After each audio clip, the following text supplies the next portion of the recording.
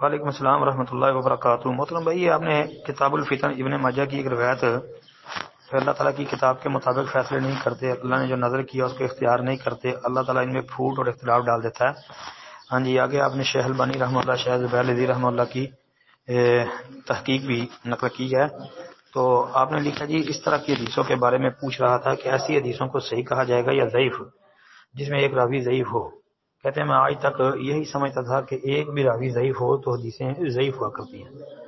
آپ دیکھ سکتے ہیں کہ شیخ محترم اس میں ایک راوی ضعیف ہے، پھر بھی شیخ البانی رحمہ اللہ، شیخ زبیر رحمہ اللہ حدیث کو صحیح کہا ہے، ترمذی وغیرہ۔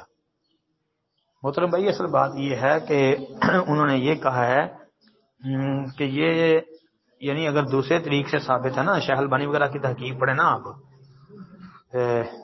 پھر میں نے شیخ البانی کی تحقیق خود تو نہیں دیکھی اس پر کیا ہے، البتہ جو کچھ آپ نے بھیجا ہے اس کے مطابق یہ یاد رکھیں کہ بعض اوقات شیخ البانی رحمۃ اللہ علیہ یا شیخ زبیر لذی رحمہ اللہ یا دیگر محققین جو ہیں وہ اگر کسی روایت کے اوپر حکم لگاتے ہیں نا، تو وہ اس لیے حسن کا یا صحیح کا حکم لگا دیتے ہیں کہ وہ دوسرے طریق سے روایت صحیح یا حسن ثابت ہوتی ہے۔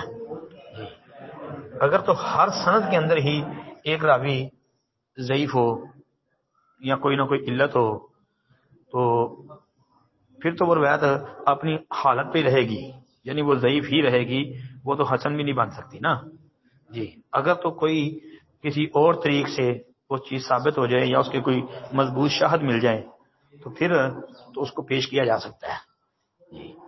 السلام علیکم ورحمۃ اللہ وبرکاتہ۔ السلام علیکم ورحمۃ اللہ وبرکاتہ۔ یہ جی پوسٹ ہے، ہر چیز کا حسن و جمال ہوتا ہے جبکہ قرآن کا حسن و جمال سورہ الرحمن ہے۔ اچھا جی، کچھ لوگ حسن و جمال ترجمہ کرتے ہیں، کچھ لوگ جو ہیں وہ دلہن ترجمہ کرتے ہیں، حالانکہ یہ روایت جو ہے نا امام بہقی رحمہ اللہ کی شعب الایمان کے اندر موجود ہے، موضوع روایت ہے یہ۔